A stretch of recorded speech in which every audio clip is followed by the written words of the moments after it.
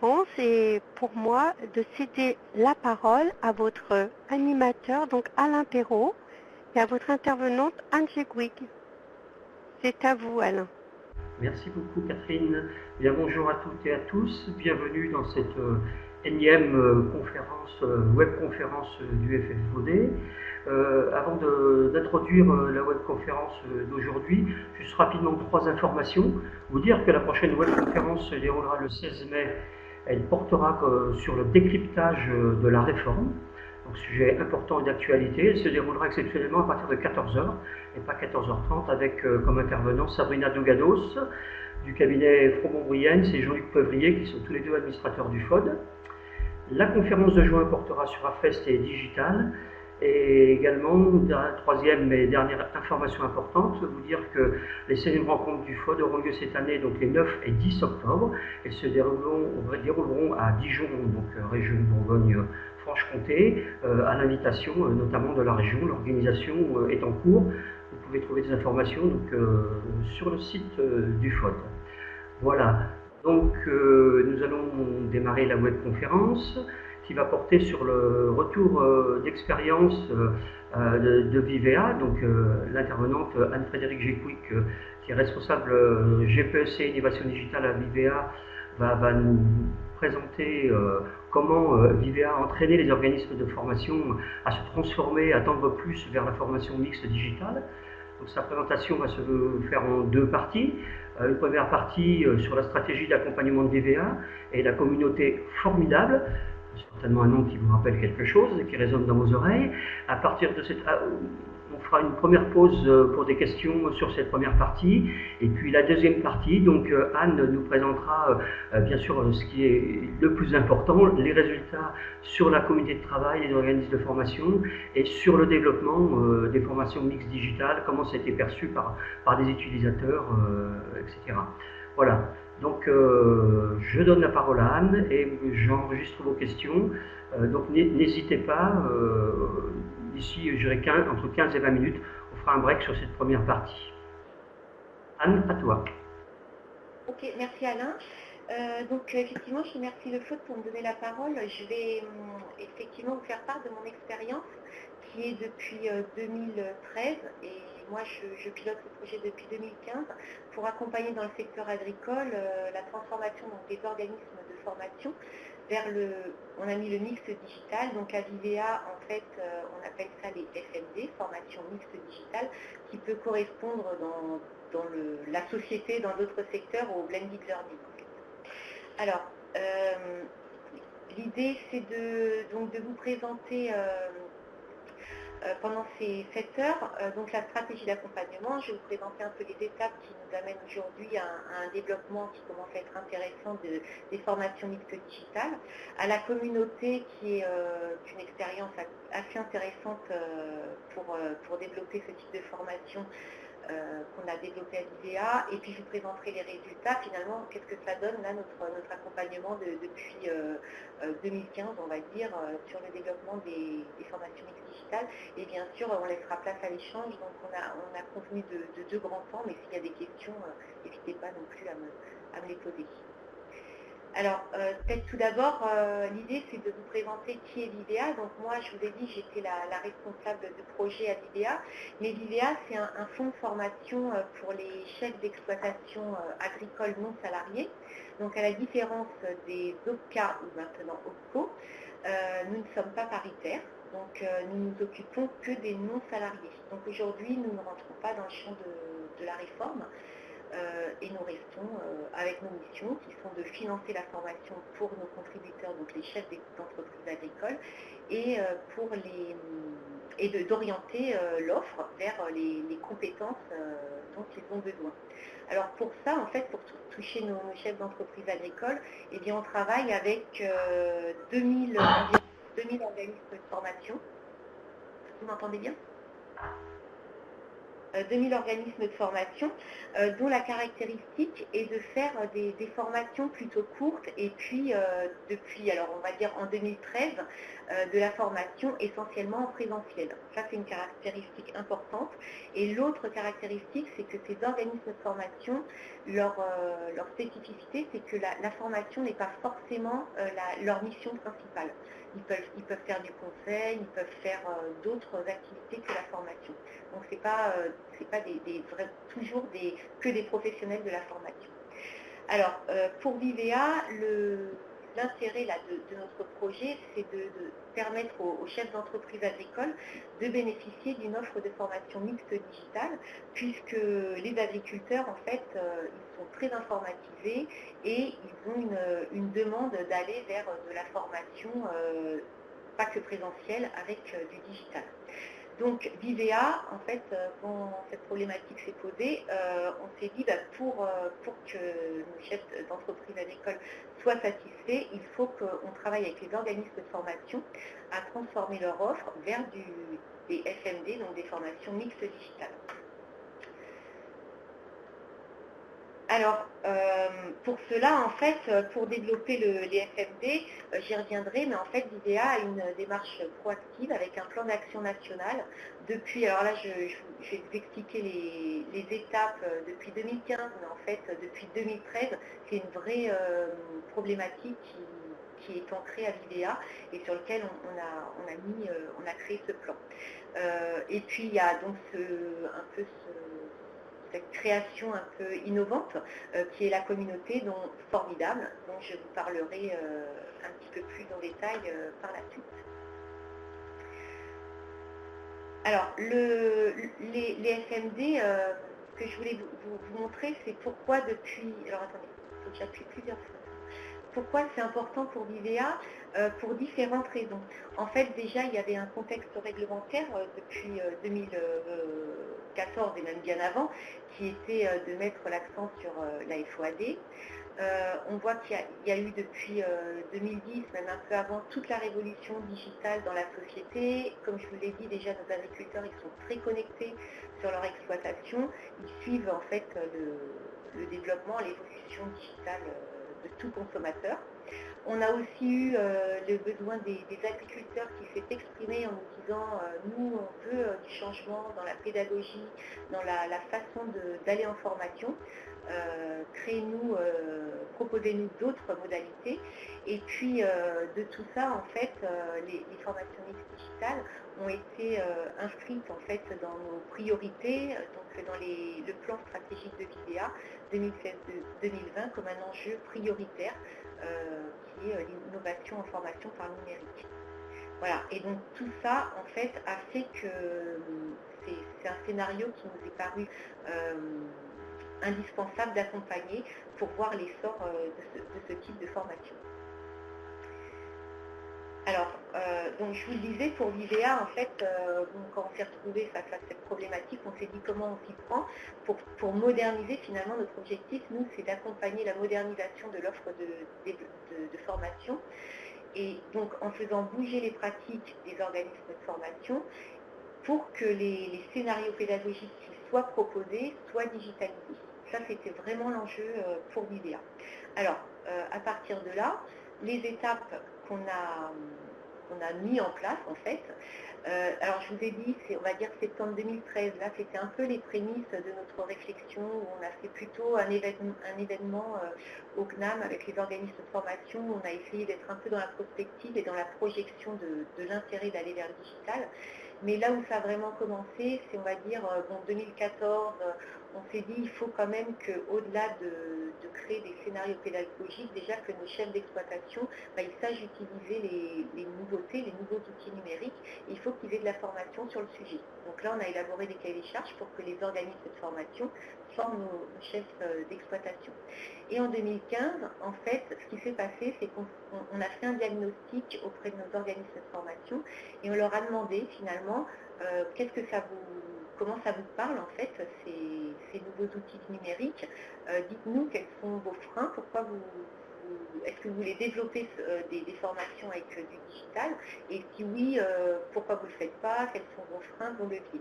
Et à partir du diagnostic qui a été fait sur l'ensemble du territoire français, on a créé un accompagnement où on a proposé une expérimentation à 24 organismes de formation de se lancer finalement sur un projet de formation qu'ils intuitaient, où ils voulaient mettre du digital. On leur a dit lancez-vous, Vidéa vous accompagne par l'intermédiaire de webconférences sur les freins que vous avez identifiés lors du diagnostic et avec l'accompagnement de cabinets spécialistes en ingénierie de la pédagogie digitale qui vous accompagneront à écrire votre scénario de mixte digital. Et ça a été accompagné par Vidéa et ça a été un vrai levier, je pense, pour qu'on puisse capitaliser et entraîner déjà 24 organismes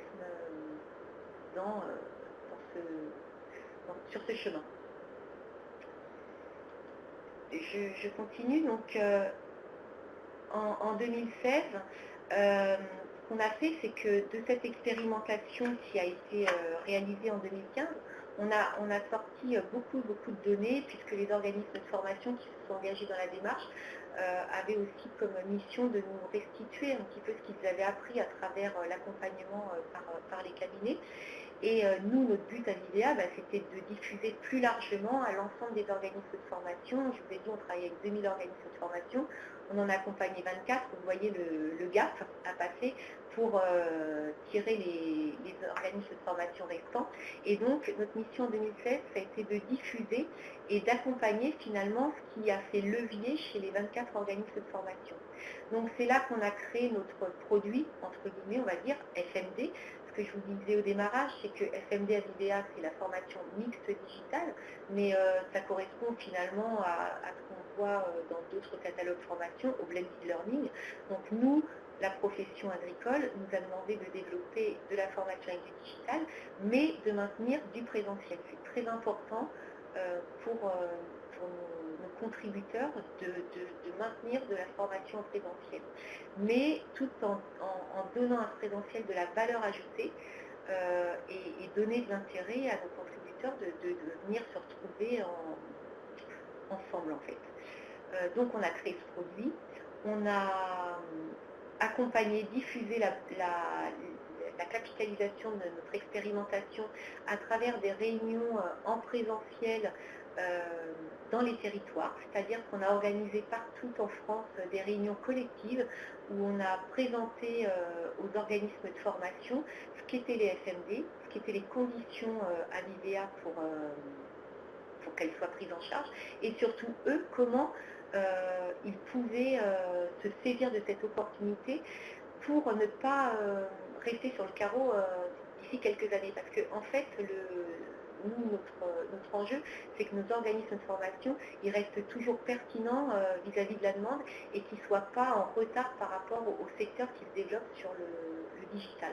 Donc il fallait vraiment qu'ils prennent le train en marche et qu'ils comprennent bien l'intérêt pour eux de développer ce type de dispositif, on va dire. Anne, tu m'entends, Anne? Oui, tout à fait. Oui. Deux petites questions là qui apparaissent, donc je vais les saisir au vol dans le feu de l'action. Donc pourquoi le maintien du présentiel? Parce que effectivement Patricia Pouillon nous dit il y a des forums possibles, et donc si maintien du présentiel, Chantal Fourmi nous dit quelle plus-value avec le présentiel? Est-ce qu'on peut le dire maintenant? Alors, tout à fait. Le présentiel, pourquoi? Parce que nos chefs d'exploitation, déjà, ils sont isolés sur leur exploitation. Ils ont besoin de rencontrer du monde, donc ça, c'est propre à notre secteur. Et puis, dans le monde agricole, c'est vraiment une culture quand même du collectif, d'avancer collectivement. Donc ça, et puis ça a été vraiment une demande de notre profession, notre conseil d'administration, de OK, on va vers le digital, on va vers la distance, mais par contre, on garde du présentiel. Et donc, la plus-value, c'est quand on fait venir les agriculteurs, ils n'ont pas beaucoup de temps, ils sont dépendants de la météo, de pas mal de paramètres. Quand ils viennent en formation, il faut que ce soit vraiment à valeur ajoutée pour eux. C'est-à-dire que finalement, tout ce qu'on pourrait faire un tour un peu en descendant, enfin de descendants, pourquoi le faire quand ils sont dans la salle alors qu'ils peuvent le faire chez eux. Et pour le coup, la valeur ajoutée, elle est, si on leur a donné des supports à regarder avant, à travailler, à réfléchir et ils peuvent échanger collectivement sur ce qu'ils ont vu à distance en présentiel, ça les fait avancer, ça ancre d'autant plus ce qu'ils ont vu dans la formation. Ça, c'est vraiment la valeur ajoutée du présentiel pour nous. Ok. J'ai répondu. Donc l'autre point d'intérêt en 2016, en fait, ce qu'on a maintenu aussi, c'est qu'on a valorisé, on a payé plus cher les formations qui mettaient en œuvre du mixte digital. Pourquoi? Parce que en fait, on s'aperçoit bien que l'ingénierie, eh ben, elle prend du temps d'organiser cette formation, c'est pas facile de se lancer, et que finalement, de valoriser ce temps, c'était un levier pour que les organismes de formation aillent sur le développement de ce type de dispositif.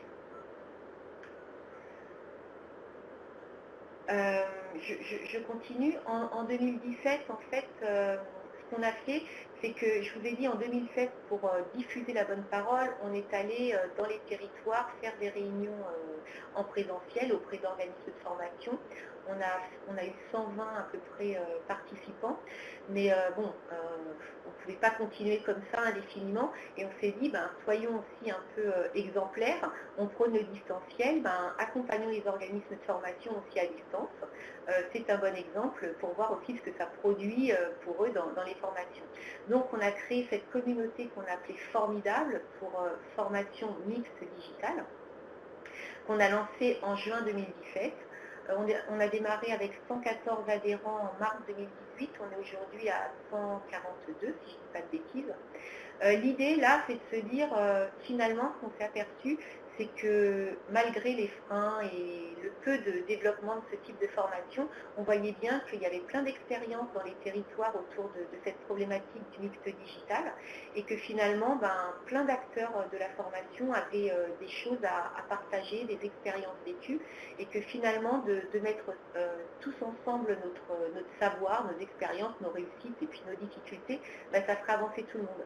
Donc l'idée, c'était que dans cette communauté, il y a un engagement, donc Vivea met les moyens de partager, donne accès à des ressources, à de l'expertise, mais aussi que les adhérents, donc c'est une adhésion gratuite, bien sûr, mais l'adhésion fait qu'on s'engage à participer et à partager son expérience pour que tout le monde puisse en profiter.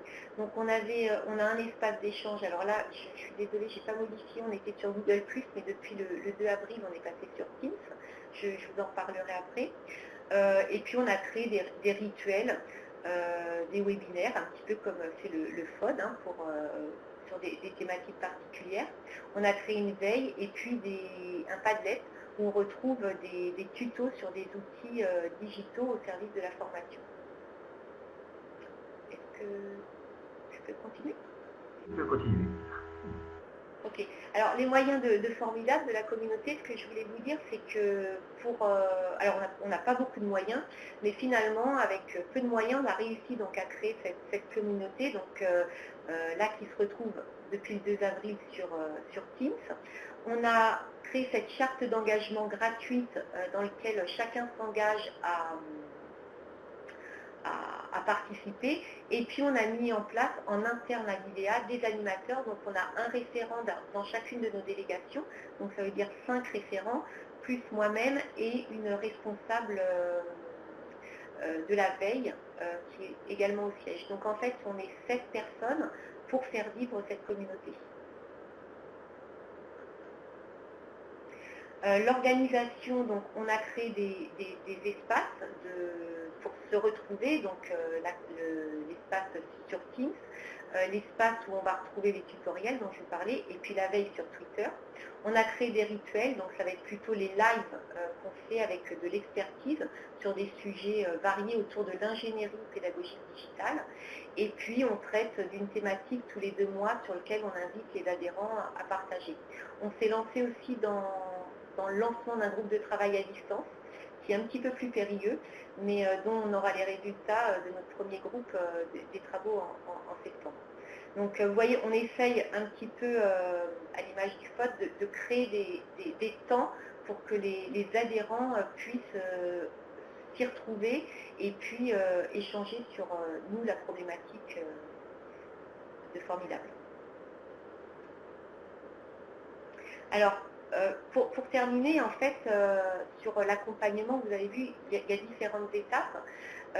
L'idée, là, nous, notre problématique, c'est de pouvoir dynamiser, d'animer la communauté.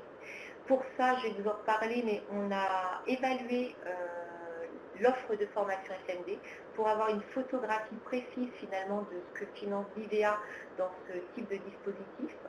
On a lancé aussi les premiers trophées FMD qui auront lieu en novembre 2019. Donc là, l'idée, ça va être de récompenser la formation la plus innovante et de lui donner en fait une visibilité territoriale sur ce que l'organisme de formation proposera en termes de dispositifs. Et puis bien sûr, il y a toujours l'accompagnement territorial de nos conseillers. Et pour 2019, en fait, là on est en train de préparer, parce qu'on est un peu à mi-chemin, c'est de juin à juin nos saisons. L'idée là d'animation, ça va être de proposer des open badges, des badges numériques de valorisation de nos adhérents sur leurs compétences, on va dire transversales, autour du numérique. Ok, merci Anne pour la première partie avant que tu nous présentes les résultats. Donc dans les questions, je vois une question, est-ce que tu peux nous parler plus précisément des conseils que Vivea a donnés à chaque organisme de formation? Alors les conseils, en fait, ce dont on s'aperçoit, c'est que quand on parle digital, c'est que tout le monde rentre par l'outil. Voilà, quel outil je vais utiliser. Donc nos experts avec qui on a travaillé, ça a été vraiment de sécuriser et de dire, attendez, quand on fait de l'ingénierie pédagogique digitale, le cœur de la réflexion, c'est bien l'objectif, et de réfléchir finalement dans son dispositif, qu'est-ce qui va être à valeur ajoutée de mettre à distance.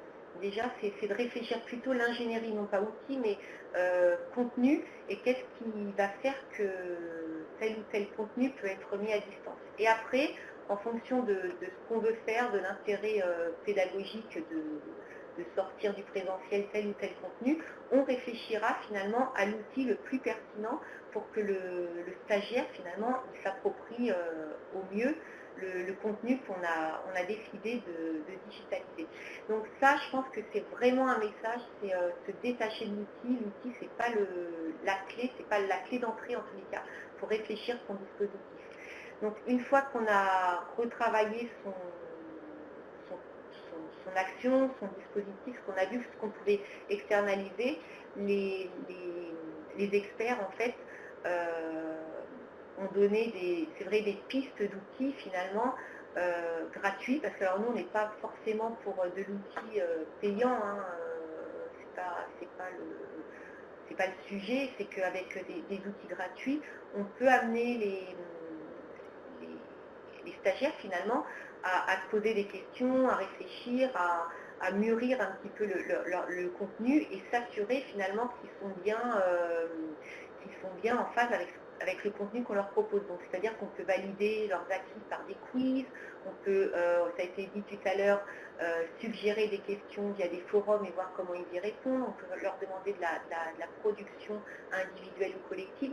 Il y a plein de moyens, en fait, plein d'outils, on parlait des Padlet tout à l'heure, qui permettent, c'est des outils gratuits, qui permettent en fait de mettre en commun des ressources et de faire participer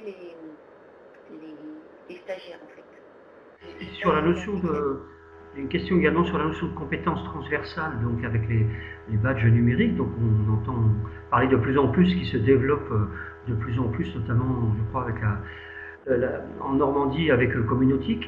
Est-ce que tu peux préciser le concept de compétences transversales, badge numérique, apporter un petit peu plus de précision sur le sujet? Alors, bon, on ne l'a pas encore lancé dans Formidable, donc je vais en parler un peu de manière un peu rapide, mais l'idée là, c'est de se dire finalement, on a des adhérents qui, je vous l'ai dit, qui ont de l'expérience ou pas dans le mix digital, qui participent à formidable. Et nous, pour l'animation, finalement, on s'est dit pourquoi on ne valoriserait pas des compétences qui ne sont pas, finalement, qui ne donnent pas lieu à un diplôme ou qui ne font pas une certification. Valorisons finalement leur connaissance et puis leur implication dans la communauté.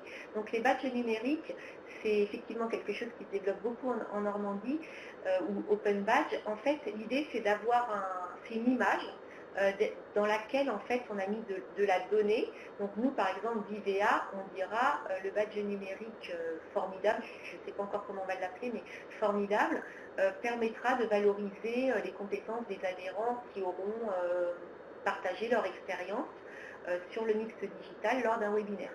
L'idée, c'est de capter comme ça, de valoriser de l'expérience ou de la production que nous, Vidéa, on a identifié, hein, que chaque acteur identifie, et qui peut être valorisé après sur un CV, c'est un petit peu comme sur LinkedIn, là, il y a vous savez, on badge un petit peu des compétences, on reconnaît des compétences de personnes. C'est un petit peu la même idée, c'est qu'on reconnaît derrière de la donnée, en fait.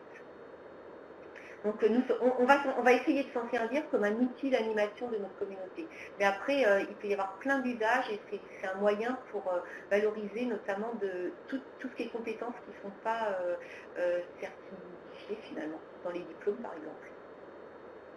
Bien, merci. Je ne vois pas d'autres questions pour l'instant, il y en aura peut-être qui viendront après sur cette partie-là. Donc là, tu viens donc de nous parler de la stratégie que vous avez mise en place, comment vous avez mis en route ce dispositif formidable, cette communauté. Donc maintenant, on va aborder la deuxième partie qui est peut-être la partie la plus alléchante, je dirais, c'est quel résultat sur la communauté, sur le développement des formations mixtes digitales, quel impact auprès des utilisateurs. Il y a les OF d'un côté, il y a les utilisateurs de l'autre, qu'est-ce qu'ils en pensent, et notamment dans le milieu agricole, où effectivement, on le sait, on le voit, on l'entend, l'utilisation des technologies se développe beaucoup, bien souvent pour conduire des exploitations, mais pour la formation, est-ce qu'il en est de même? Donc, tu vas maintenant nous présenter des résultats qualitatifs et quantitatifs, et autour desquels je pense qu'il y aura certainement pas mal de questions. Voilà, alors sur les résultats quantitatifs, ce que je voulais vous montrer, et ça explique bien en fait ce que je vous ai montré. Alors tout ce qui est en bleu, en fait, ça correspond à l'année 2017, je suis désolée, j'ai oublié de mettre la légende. Les données orange, c'est 2018. Non, je me suis trompée. Les données bleues, c'est 2016, données orange 2017 et données vertes, c'est 2018. Et en fait, ce que je voulais vous montrer, c'est que toutes les étapes là, que je vous ai présentées un peu rapidement, ça montre que ça a permis aussi de monter un petit peu en puissance sur le développement des formations mixtes digitales, et que je pense que sans ces étapes, sans y aller pas à pas, en fait, on ne serait pas arrivé à ce résultat-là aujourd'hui. Donc, on voit qu'en résultat quantitatif, le nombre de dossiers augmente d'année en année. Alors, c'est pas énorme, hein, ça représente à peine le poste de formation. On espère atteindre un plus grand pourcentage d'ici quelques années, mais on voit quand même que la croissance ça fait que monter en fait le nombre de dossiers FMD. Le nombre d'organismes de formation, je vous ai dit, on voit aussi qu'il monte d'année en année. Vous voyez, en 2016, on était à 36 organismes de formation. 2018, on a 91 organismes de formation qui ont déposé une formation mixte digitale. Et le nombre de stagiaires, pareil, ne fait que croître. Donc ça, c'est pour vous donner un petit peu et vous montrer qu'au fur et à mesure des années, de notre accompagnement, du terreau là qu'on a un peu mis depuis 2015, et bien en fait, ça commence à porter ses fruits. Alors, ça c'est en termes quantitatifs. En termes qualitatifs, je vais vous présenter finalement les résultats, la photographie, ce dont je vous ai parlé tout à l'heure, de ce que représentent les FMD à Vidéa. Pour ça, en fait, on a commandité une enquête auprès de CRT Consulting qui a évalué les formations mixtes digitales financées par Vidéa entre 2016 et mai 2018. C'est important cette date-là parce qu'on a vu un basculement à partir de septembre 2018, où je vous dirai un petit peu, mais la photographie a un petit peu bougé. Mais sur cette période, en fait, ce qu'on a fait, c'est qu'on a étudié donc 387 demandes de formation. Quand je dis étudier, on les a lues une par une pour voir l'offre qu'ils mettaient derrière leur ingénierie de dispositifs. D'accord, on a tout épluché. On a fait une enquête en ligne auprès de 78 organismes de formation. On a eu 45 retours et on a réalisé 9 entretiens téléphoniques pour aller un petit peu plus loin que ce qu'on avait sur les réponses en ligne. Et on a aussi également fait une enquête en ligne auprès de 2711 bénéficiaires de formation. Là, l'objectif de Vivea, il était triple. Ça a été de caractériser l'offre FMD que Vivea finance, de mesurer l'efficacité des formations mixtes digitales en termes d'acquisition de compétences pour les stagiaires, et puis de mesurer l'accompagnement de Vivea sur les FMD. Que ça a donné? Alors déjà, ça c'est une donnée on a été très étonnés, mais du bon côté de la chose, c'est que les bénéficiaires, en fait, nous ont fait un retour en nous disant qu'ils étaient très très satisfaits de ce type de dispositif. Et c'était très enthousiasmant pour nous. En fait, vous voyez sur la roue là, on leur a demandé s'ils avaient des craintes avant le démarrage de la formation sur le fait de suivre une formation avec des temps à distance. Et en fait, donc à 83% d'entre eux, ils nous ont dit bah non, ils n'avaient pas de crainte à s'inscrire, mais il y en avait 13% là qui en avaient. Et c'est leur crainte, en fait, on a été un petit peu plus loin, c'était d'avoir des problèmes techniques pour se connecter en fait techniquement, qu'ils n'aient pas de connexion internet, pas de caméra sur l'ordinateur, qu'ils aient des problèmes de maniement d'outils.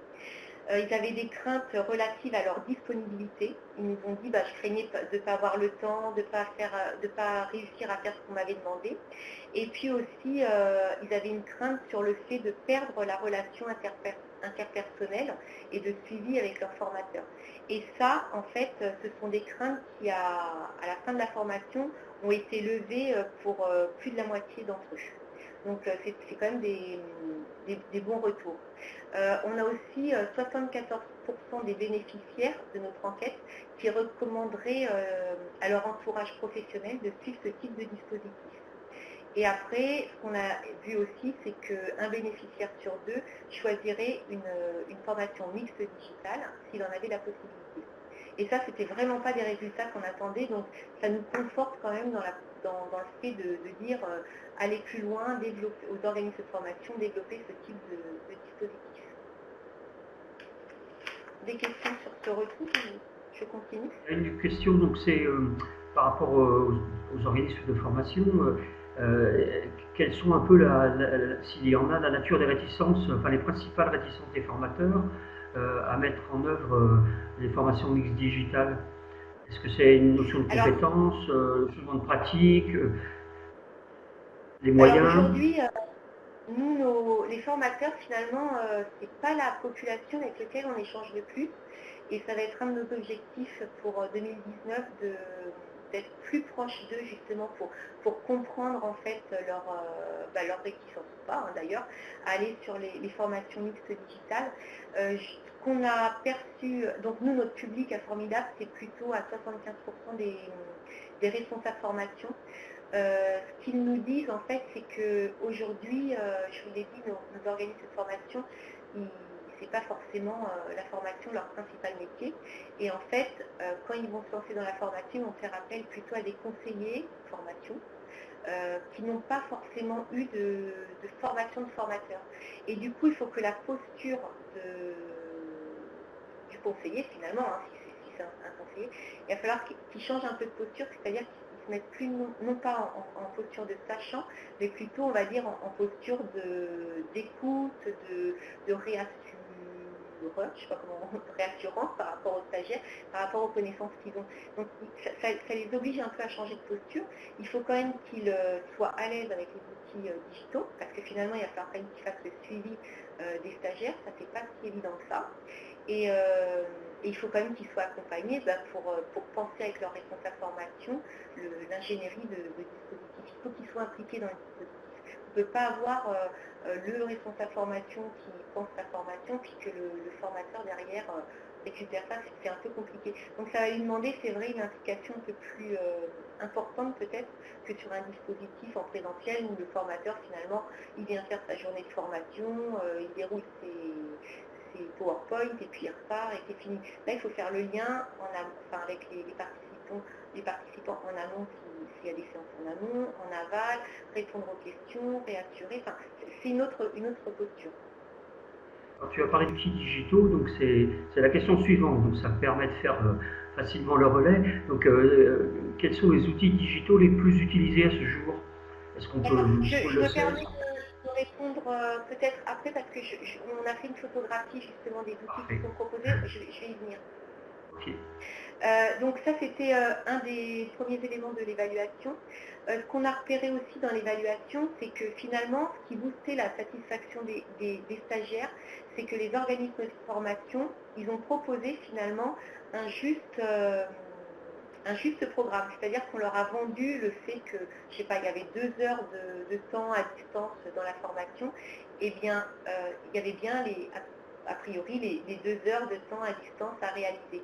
Et que finalement les bénéficiaires, même à distance, ils ont pu aller au bout du programme proposé. Et ça c'est vraiment important. Il ne faut pas se lancer dans des dispositifs trop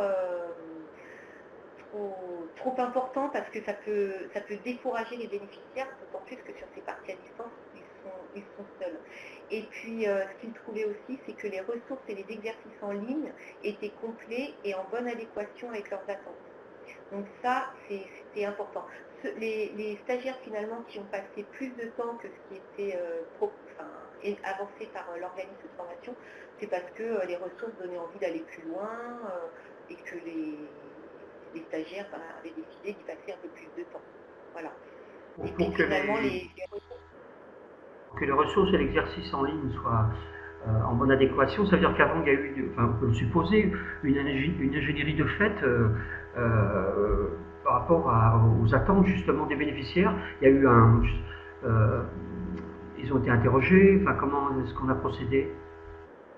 Oui, en tous les cas, sur leurs besoins toujours. Après, sur les modalités, l'outil modalité, je ne suis pas forcément sûre, mais par contre, ce qui a été proposé, alors c'était un peu innovant, c'était les premières fois, mais les stagiaires ont trouvé que les modalités qui ont été proposées, par exemple des Padlet, des quiz sur Google Forms ou autres outils, finalement, c'était assez ludique et ça leur a permis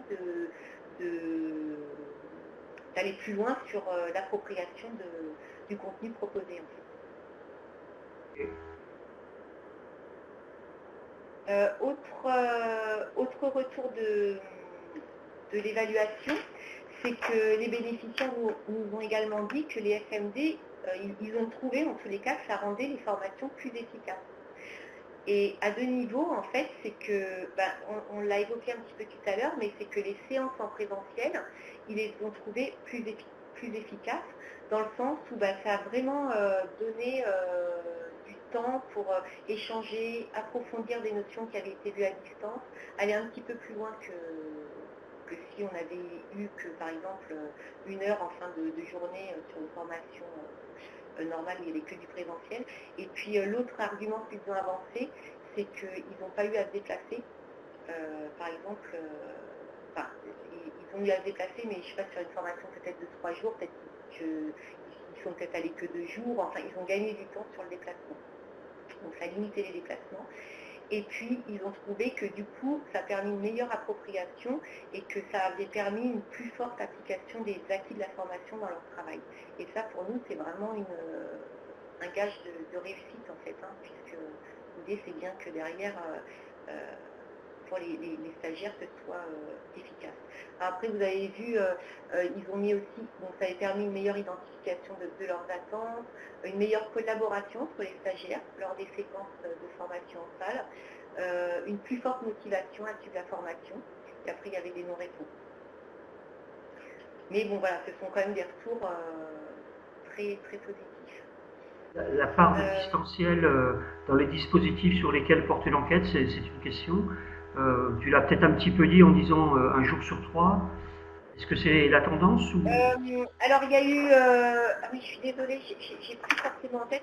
En fait, il y a eu, on a repéré 3 scénarios en fait. Il y avait un scénario sur, alors je pourrais vous retransmettre exactement les données là, je vais peut-être pas être tout à fait précise, mais en fait il y avait un scénario qui était proposé par les organismes de formation, c'était de mettre en amont, par exemple, je crois que c'était sur 14 heures de formation, 2 heures de distanciel. Ça, c'était un premier scénario. Après, il y avait un deuxième scénario qui était plutôt du présentiel, un petit temps en distanciel et remettre du présentiel.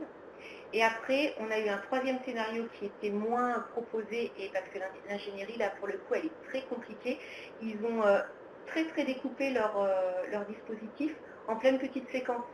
Donc il y avait du présentiel, du distanciel, du présentiel, du distanciel, du présentiel. Et ce qui nous a étonné, c'est que les organismes de formation qui ont proposé ce troisième scénario, on va dire, c'était ceux qui proposaient le moins de formation mixte digitale. Alors que c'est quand même une ingénierie pédagogique qui est très compliquée finalement. D'avoir plein de petites séances présentielles, distancielles, dans le suivi, ça demande beaucoup de temps. Et finalement, c'était les moins, entre guillemets, les moins pros qui ont proposé ce type d'ingénierie. Alors on s'est aperçu que finalement, des organismes de formation qui avaient une bonne expertise sur le mixte digital, mais ils allaient sur des scénarios un petit peu plus simples, avec un temps en distanciel, un temps en présentiel. Et je vous ferai suivre l'infographie qu'on a fait sur les résultats de l'enquête. Vous aurez les données plus précises que ce que je vous dis là. Ok. Autre résultat de l'enquête, donc là vous avez vu que c'est du côté plutôt bénéficiaire qu'on a eu. On a eu aussi des retours des organismes de formation, puisque je vous ai dit qu'on avait une enquête et des entretiens téléphoniques auprès d'eux. Et en fait, là, ce qui apparaît, c'est que 53% des organismes de formation qui ont répondu à l'enquête nous ont dit que les FMD, alors on en est loin, hein, vous avez vu les données quantitatives, mais bon, en tous les cas, ça bouge, mais quand même, ce qu'ils nous disent, c'est que les FMD représenteront plus de 20% de leur offre d'ici à 5 ans. Donc quand même, dans l'idée, c'est qu'ils vont devoir mettre une stratégie de développement, là, dans les années à venir, en place pour atteindre cet objectif. Et en fait, ce qu'ils nous ont dit, c'est que les FMD, c'était un moyen pour eux d'élargir leur offre de formation et de s'adapter aux contraintes du marché. Donc, ils y voient une réponse au manque de disponibilité des agriculteurs. C'est ce que je vous disais un petit peu tout à l'heure. Faire venir les agriculteurs 3 jours en formation, ça devient impossible. Ça ouvre le champ des possibilités pédagogiques, puisque finalement, on va se confronter à d'autres choses que ce qu'on proposait en présentiel. C'est pour eux aussi une réponse à la nécessité d'innover dans l'offre de formation. On voit qu'aujourd'hui, ce que je vous disais au départ, hein, la formation va de plus en plus vers le digital. La formation aussi, il faut y aller. Et puis, il y a un autre levier, c'est que l'IDEA finance plus cher ce type de dispositif. Autre donnée importante, c'est que pour 42% des organismes de formation, le développement des FMD nécessite quand même de clarifier leur vision. Ça c'est pas rien. C'est une donnée importante pour eux. Dernière donnée, je vais aller vite. Ce qu'ils nous ont dit aussi, c'est que finalement, avec les FMD, on peut traiter tous les thèmes, que ce soit management, technique, ils n'y voyaient pas de contraintes, que c'était une réponse de qualité parce que ça rendait le présentiel plus interactif et que ça améliorait leurs compétences en ingénierie pédagogique. Et quand même, on y revient à la question du formateur, il leur faut quand même dans la structure, l'élément déclencheur, c'est qu'ils aient un formateur motivé pour proposer ce type de dispositif. Sans formateur motivé, c'est compliqué de lancer une telle offre. Et pour répondre alors là je vais passer un peu vite, mais pour répondre un peu à la dernière question des outils, alors j'espère que c'est pas trop petit, mais juste, on a repéré les outils qui étaient proposés. Ce qu'on a vu, c'est que 44% des organismes de formation étaient équipés d'une plateforme LMS. Et en fait, ce qu'on a repéré quand même, c'est que la plateforme LMS, c'est plutôt comment on va dire, du confort, voilà, du confort et de l'efficacité pour l'organisme de formation, pour assurer son suivi, pour mettre ses ressources, mais finalement, pour le stagiaire et le bénéficiaire, ce ce qu'il nous disait, c'est que lui, finalement, c'est un peu transparent, hein, qu'on lui mette les ressources sur une plateforme LMS ou sur, je sais pas, un Google Site ou un autre, enfin, d'autres outils où il retrouve toutes les ressources qui ne sont pas une plateforme LMS, ça lui est égal. En fait, la plateforme LMS, c'est vraiment confort et efficacité du côté organisme de formation. Ça, c'est ce qu'on nous a dit. Voilà.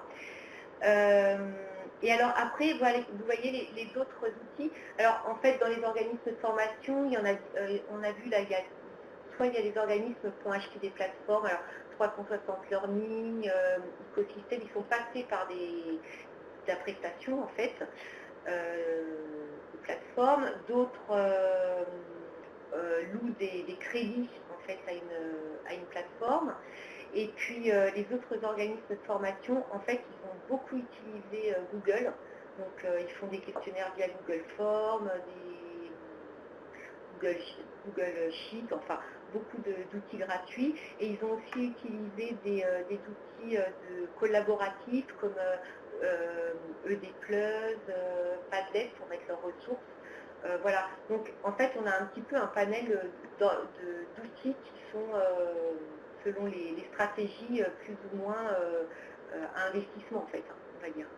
Mais l'idée pour nous, à Vivea, nous on ne préconise pas plus un outil qu'un autre. L'idée quand même, c'est que pour la satisfaction du contributeur et pour sa facilité, c'est que toutes les ressources elles soient vraiment regroupées sur un seul lieu et que le stagiaire puisse suivre sa progression pédagogique facilement et qu'il s'y retrouve facilement quand il est à distance. Est-ce que j'espère avoir répondu aux questions sur les outils? Sur les outils, oui. C'est vrai que moi, sur la diapo, je ne vois pas très bien. Alors peut-être que les participants voient un petit peu mieux par rapport à la configuration, mais voilà, là c'est mieux. On voit effectivement des choses. Est-ce qu'il y a un outil qui ressort plus qu'un autre ou des outils qui sont plus utilisés globalement par les organismes de formation? Est-ce qu'il y a une tendance? Est-ce qu'il y a quelque chose qui se dégage? Bah non, à part nous, ce qu'on a repéré, voilà, on était étonnés, on pensait qu'il y avait moins d'organismes de formation qui utilisaient des plateformes, mais finalement il y a quand même 44% d'entre eux qui l'ont. Mais ce qu'on a repéré, ce qui nous a été dit, c'est que les outils quand même qui sont proposés par les organismes de formation, ils étaient simples à manipuler pour les stagiaires. Mais après, on n'a pas repéré d'outils qui est ressorti du lot plus que ce que vous avez sur la diapo. Voilà. Donc après, dans les plateformes, bah, il y avait soit les organismes qui ont fait le choix de plateformes propriétaires ou de plateformes open source, ou d'acheter de la prestation, c'est ce que je vous disais, mais voilà, il n'y a pas de... Alors, ça c'était jusqu'en mai 2018, depuis septembre, en fait, il y a quand même un peu une évolution, puisque bah, déjà nous, un de nos gros offreurs de formation, ce sont les chambres d'agriculture. Je crois qu'ils se sont structurés, qu'ils ont choisi une plateforme pour leur formation mixte digitale. Mais après, on continue à avoir beaucoup d'organismes qui utilisent des outils gratuits, ou pas, hein, y compris on fait des choix de passer par peut-être du payant aussi. Sur les 2000 opérateurs de formation donc, que vous utilisez là, c'est quoi un petit peu la répartition? Là, tu nous as parlé effectivement des chambres d'agriculture, donc il y a des opérateurs un peu historiques et importants en taille, en structuration, etc. C'est quoi la part, par exemple, des chambres d'agriculture par rapport au nombre d'organismes de formation?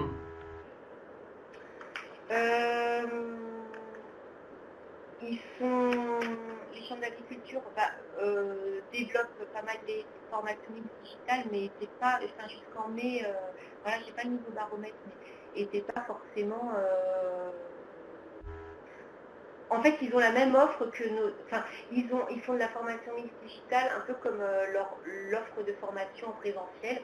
Donc, ils avaient pris un petit peu de retard dans le développement, mais là, je pense qu'ils sont par rapport à au développement de leur offre sur un développement plutôt bon sur le mixte digital. Alors après, je crois que ça dépend vraiment des régions. Il y en a qui vont sont vraiment des stratégies de développement plus importantes que d'autres. Et ça, c'est des stratégies internes à eux. Ce qu'on voit par contre se développer beaucoup, c'est qu'aujourd'hui, nous, on avait des organismes de formation qui étaient en direct avec nos contributeurs. Là, on voit apparaître depuis septembre d'autres organismes de formation qui arrivent et qui font des propositions de formation, par exemple en direct auprès de contributeurs et qui sont nouveaux, qui arrivent sur le marché qu'on ne connaissait pas. Donc là, c'est aussi un nouveau marché qui se développe. Ça veut dire qu'une partie des organismes de formation voit, et peut-être dans le cadre aussi de la réforme, une opportunité d'étoffer leur marché. Oui, c'est ça. Après, leur difficulté, donc ils vont avoir une offre intéressante, je pense, à proposer. Après, il faut qu'ils recrutent en fait nos contributeurs. Donc c'est là, là on va voir un peu comment ça se passe, je pense, dans les mois à venir, mais il faut quand même qu'ils aient le contact avec nos contributeurs pour que les contributeurs achètent leur formation, ou soient intéressés en tous les cas par leur formation. Donc là, s'ils n'y arrivent pas, est-ce qu'ils se rapprocheront de nos organismes de formation qui, eux, ont le contact avec nos contributeurs?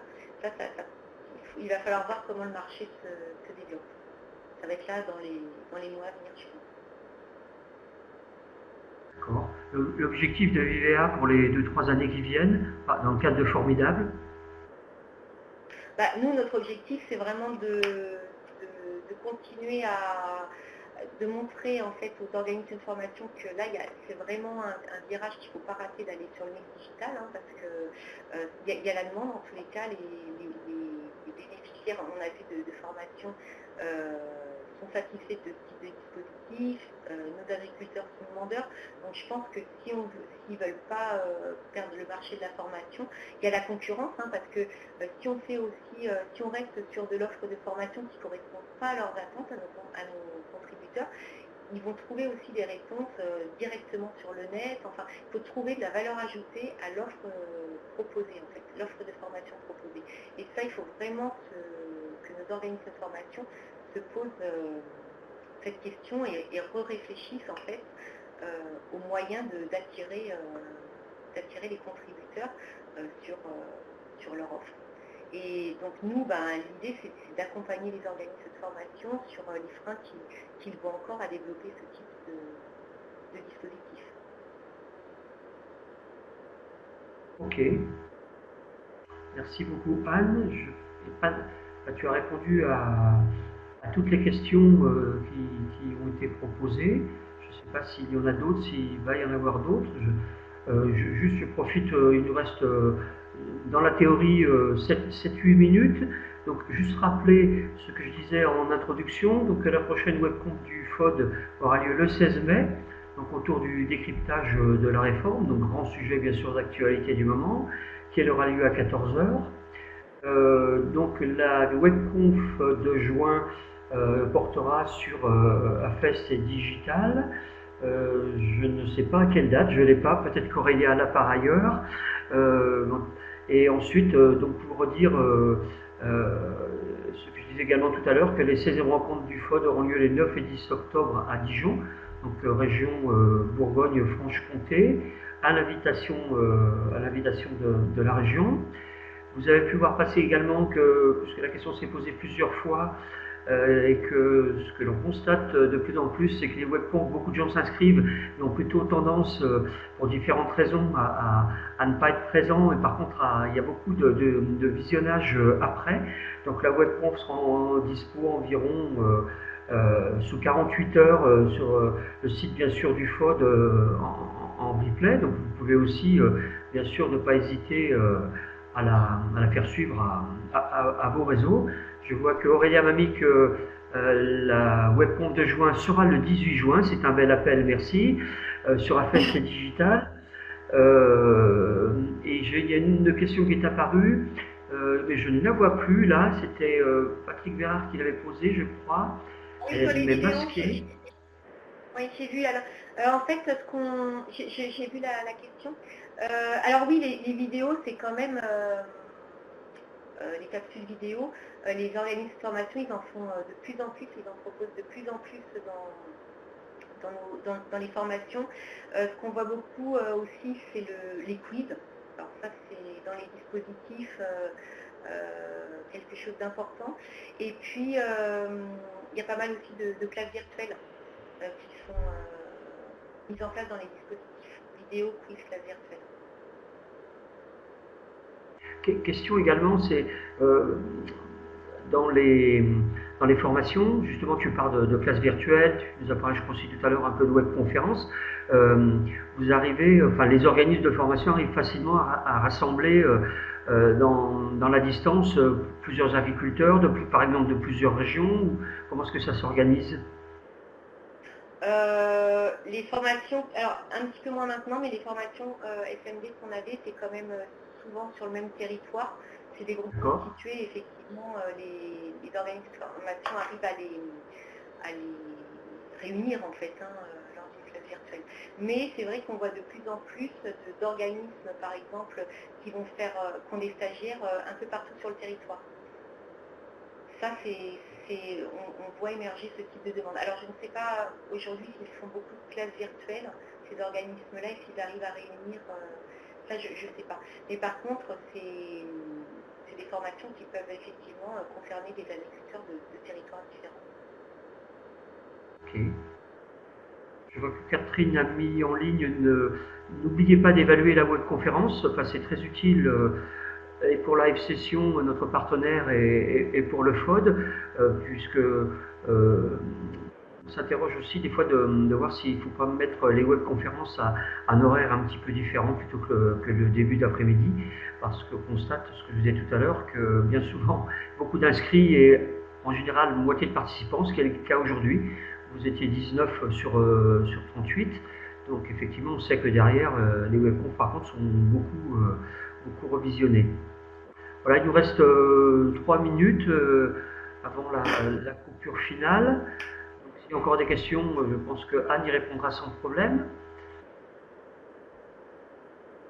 Merci à toutes et à tous pour votre participation. Merci à Anne pour sa présentation. Je rappelle que Vivea a intégré le FOD l'année dernière, ou en début d'année, je ne sais plus. Donc, fait partie de ce grand réseau des acteurs de la formation digitale, où il y a plus de 100 structures maintenant. Et oui, je disais sur le site du FOD, donc on présente rapidement les rencontres des 9 et 10. Vous pouvez contribuer s'il y a des